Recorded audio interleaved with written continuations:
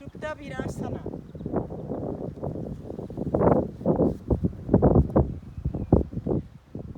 Posem-nos així, amb els genolls a terra. També l'empeny ha d'anar a terra, si no necessitem posar una manta perquè això ens toqui a terra. Traiem els panxells fora i seiem a terra. La nostra pelvis està asseguda a terra.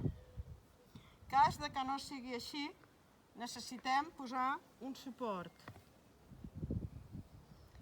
Llavors, si tenim aquest suport, necessitem un altre suport darrere. Pot ser un bòlster, pot ser una manta plegada, pot ser un totxo. Si no necessitem el suport, poseu els colzes a terra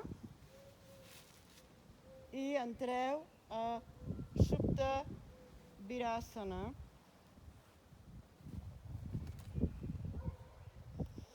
En cas de que els braços no toquin a terra, els donem un suport també amb una manta.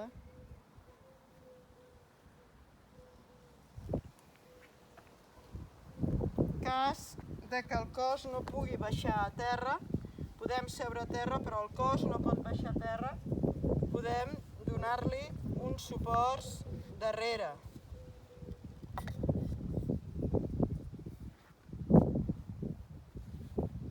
Aquests suports ens han de venir a la zona dels omòplats i llavors elevem el cap. Llavors agafeu-vos els colzes així. Supta Virasana, tingueu en compte d'entrar bé el còccix cap dins. És una postura en la qual podeu estar ben bé 5 minuts com a mínim. Si no l'heu fet mai, comenceu per 1 minut. Si ja l'heu fet, mínim 5 minuts.